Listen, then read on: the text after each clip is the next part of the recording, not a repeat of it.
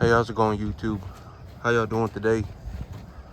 I pushed these feed bunks around. I pushed this one over that way because these little heifers, they still they don't like seeing me. They run away when I get close, and so I pushed one of the feed bunks away, and it makes it more comfortable for them to eat. And so they'll I pushed it that way, and then what I do is I fill up the feed bunks from I fill up the other feed bunks first, and I fill up the one the furthest away first, so that the big cattle, the big cattle they'll run towards the feed. And so if I put that feed out, what the biggest cattle will run towards the feed, and then they'll get the feed first. And so they'll start piling in, and then this last feed bunk over here that's far away from me, I fill that one up last, and the little heifers get on it. And so it's working out real good. I got them all eating on it, and they're all eating the grain, and so that's very good. I am noticeably seeing that they are I am noticeably seeing gut fill on them, so that's very good. They got a big old gut on them, so that is very good. And yep, I got them eating. They're eating, and so yep, I just kind of gave them their own little space over there, and it worked out. It's just them and two steers over there, and then the rest of them, I got them eating on the other bunks. And this I started them on the Altocid fly medication again last evening, because these flies are just getting out of hand. And I know that this Altocid stuff, it works, but it's a larvicide, so it kills the larvae of the flies. Like look at the flies on these animals, and I put dust on them and everything. And so I need to get a handle on this. Look at these flies. I need to get a handle on these flies, and so I got that started yesterday. I got them on Altocid, and this Altocid, I'm essentially just forcing them to eat a lot of it by mixing it into their feed initially, so that they get a hefty dose of it. Let me grab a Slowpoke's ladle over here. I gave him a little ladle full of feed to see if he would eat it, and he just dumped it on the ground and walked away. I don't know why, but Slowpoke has just lost his interest in this grain, and this grain is good stuff. So I don't know what's going on with him, but yep, he don't want to eat it anymore, so he got a little pile of it on the ground over there. He can chew on it if he wants. And yep, I'm gonna give this to the animals that will eat it. I mean, I want to give this to the little heifers, but I don't want them running away. There they are, the chicas bonitas, the siete senoritas, you know what I'm saying? That's them right there. They're real good, pretty little heifers, and they look at their faces. They got identical faces. That's what cracks me up. they got identical faces, and so yep, I got I guess Slowpoke decided he wanted it again, but it's too late. Yep, I'll be feeding these animals for a little longer. These 7 little heifers that I got. And so yep, these animals, they got about less than 2 more months here. And I don't know, this animal right here, I took a good look at the numbers, and I don't think I'm at any risk of me having any 9-weight cattle here in 2 months. Hey, that's him right there with that lot of farting. But yep, I don't think I'm at any risk of having any animals get to 9 weight here within 2 months. And so that's good. Here's one of the little heifers right there. This one, she likes me. She'll walk right up to me and look at me, but she won't get like real close to me to the point where she'll sniff me. But I think she's interested in me, and she'll just walk right up to me and look at me. And so that's good. The others run. They run for their lives when I get close. And so yep, I got well, here within about 2 months, I'm going to be taking these animals to market. I'm gonna make my money on them. And right now I'm debating if I would like to run a second lot of cattle this year, and I'll have to see if I'm gonna do that. I'm considering it. And if I run a second lot of cattle this year, that'll put me in a situation where I have to pick up a third lot before next year so that I can write them off on my taxes. And so I'll have to see. I mean, well, I'll have to see. Yeah, because if I take these animals to market within the next 2 months, what is it, May? That'd give me 5 months for the year. Well, I mean, I'd be pushing it real close, and I don't know if I want to do that. And so I'll have to think about it a little bit more, and I'll have to see how the budget works out. Because if I take these animals to market and then I clear up my credit, that'll give me a chance to open up more credit. And when I can open up that more credit, that's when I can bring in more animals. And if I'm gonna bring in animals with a credit line, I could buy them from a sale barn. I could go to a preconditioned calf sale and pick up a uniform calves like these at a sale barn that have been weaned and everything, eating solid feed, good to go, vaccinated. And I could go to a sale barn and pick up more animals, or I could go back to that ranch and ask if he has more cattle. If he has more cattle, I could buy some from him. But I don't know if that man has. I asked if he would take Venmo. And he said that his business ain't set up to take Venmo. And the reason I pay with Venmo is because Venmo allows me to tap my credit lines, which is cool. And so I can actually pay people for stuff on Venmo using credit lines. And so that's a huge benefit with Venmo. And I had that escrow check just sitting there, and you know, that $3,400 that I got from the escrow refund, you know, whatever days ago, 2 months ago, it was still $3,400. And so I figured I would just invest the money. And you know, I put the $3,400 into these cattle, and then I actually got like $400 left in my bank account. So I put everything I had into the cattle, into the new cattle. I put every single dollar that I had, pretty much, short of but it's okay. It's all right. I mean, you know, I got like 2 weeks left, and I got like $500, so it's perfectly fine. And I got like another $100 in my wallet, so I got like $140 in my wallet. So it ain't a big deal, you know what I'm saying?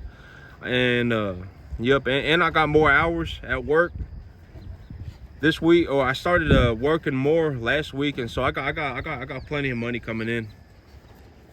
I started working more about 2 weeks ago, so just under 2 weeks ago. So I got plenty of money coming in. It ain't a big deal. It ain't a big deal at all. And so yep, that's the financials of the situation as of right now. I got to get these flies situated. I paid top dollar for this fly medication. I paid $50 for it. Oh man.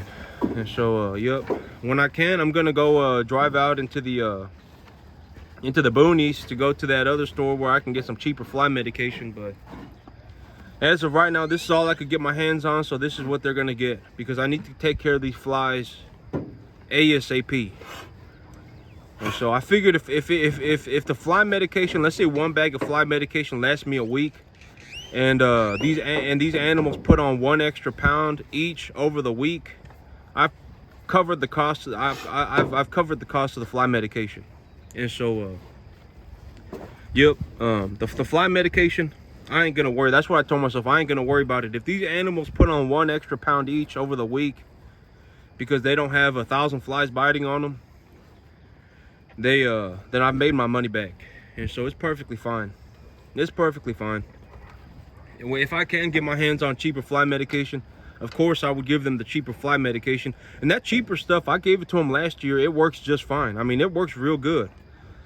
And so yep, but I don't know why the stores don't carry it anymore. The local store doesn't carry it anymore, but over 2 towns over, they do carry it. But I got to take a half-an-hour drive over there. And so, and it's the same department store. And so I think that they're I don't know what they're doing. But yep, The cattle look good. Here in about 2 months, they'll be ready for market. You can see they're putting on some serious heft. They're putting on some good heft, and I want these flies off of their back by the time it's time to go to market, because if they go to market and they got all these flies on their back, that's not going to look good on me, right? These cattle, they're my pride and joy. So when the people, when I take them to the market, you know, the buyers, they should understand just by looking at my animals that they're getting good animals. And you know, having these flies on their back is kind of a it's not good. It's not going to look good on me. It's not good for the cattle. And so, yep, I need to get that situated. But they're looking pretty good, other than the flies. Here in about 2 months, they'll be just about ready is what I'm anticipating. I got a lot of forage up front for them to eat. And yep. But these animals, it's hard to get them real fat when they're young.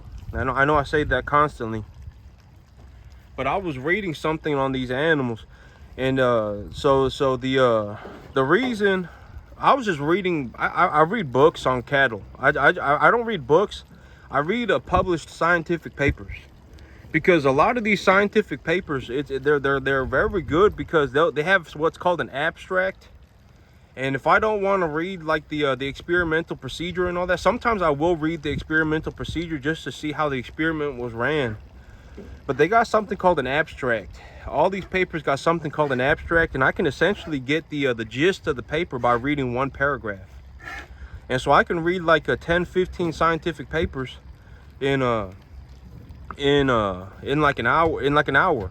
And so and every once in a while I will read an experimental procedure. Like if I really just want to learn more about what they were doing on that paper, I'll read more. I'll read the experimental procedure.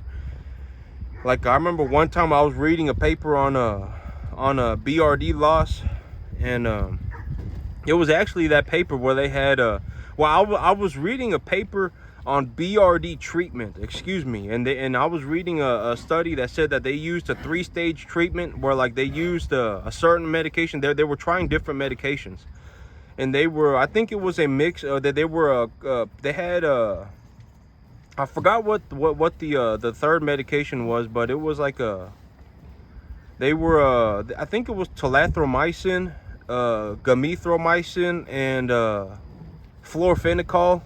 They were running a trial on 3 different antibiotics to see which one did best, and they had a 3-stage treatment. So they would treat initially with the primary medication, and then 2 days later they would treat with a different medication, and then 2 days later they would treat with a different medication if the animal persisted in having a BRD infection. And so if an animal had a BRD infection, they would give them that one of the 3 medications, and then the next time they would give them a shot of a different medication, and then the next time they would give them a shot of a different medication if they continued to have problems with the BRD. And I remember reading the experimental procedure on that paper particularly because I wanted to see how long they were waiting before they said this animal needed to be treated again, because these small calves, I found that once they're showing signs of BRD, they could die in like 3 days. And so 3 to 5 days. And so I was reading this paper to get more of an in-depth understanding on when I should be retreating animals in case of a severe BRD infection that just persists. And I remember I read, you know, I'll read experimental procedures at times, but I don't read all of them, because if I was going to read an experimental procedure on everything, it would just take way too long. And sometimes it don't really benefit me to read the entirety of the paper, right? And so yep, I read abstracts, and I don't remember exactly which paper I was talking about before I went on this tangent, and so now I don't remember what I'm going to talk about. But yep, yeah, I read the abstracts, and it's an easy way to collect accurate information, good information. And the cool thing about these papers is that I can read 5-10 papers, and then I can just put the information together, and then make a choice on the 10 different papers that I read.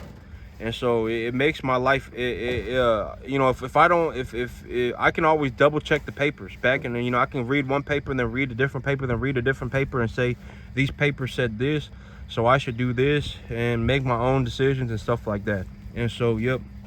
But everything from a cat, I mean, literally abstracts on anything. I can read abstracts on the development of grass, on the protein, on the forage qualities of grass at different stages, on different cultivars of grass. I can read literally papers on anything. I can read papers on the feed quality of the requirements of a feed quality for different stages of cattle, and all sorts of stuff. I can read papers on the volume of the amount of food that an animal carries. Just all sorts of stuff, literally, just anything. Just go on Google and type it in. Any question on the planet, literally just go on Google Scholar and just type it in, and boom, boom, boom, like thousands of papers just pop up within a half a second.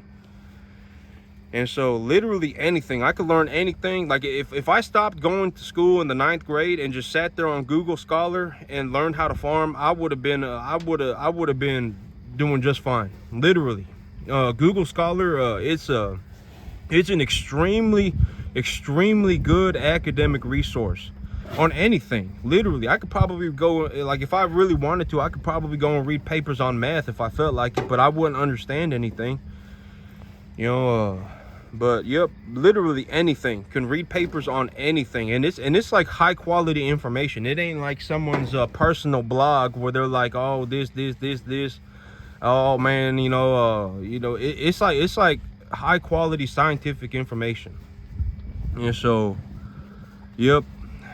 But yeah, anything. Literally, if someone's having difficulty doing anything, raising cattle, growing grass, if they want to figure out how much fertilizer they should put on grass, the amount of whatever, how much protein is in the grass and all that. But you know, the thing is, it's ultimately up to the farmer himself or herself to decide what they're going to do on their farm. Because like I've read papers that said, oh yeah, you should put XYZ amount of fertilizer on the field and this and that, and I've done it. And when I watched my cattle, they started bloating. And so yep, you got to keep a good eye on your results, because just because the paper said to do it does not mean it's a good idea. It needs to be done. Yep, need to be more diligent. I mean, the scientific papers and stuff, and the advice that like the papers can give, it's only advice. A lot of these scientists, that if they got put on a field, they wouldn't know how to do jack squat. They would just be standing there talking about science. They wouldn't actually know how to do any of this stuff. And so you got to keep a real good eye on the results, and it's important, because if I had just done what the paper said and did just whatever, you know, there would have been a variety of problems, major problems. And so yep, got to keep a good eye on the results, and got to do one's own due diligence. But yep, that's it from me today, YouTube. Y'all have a good one.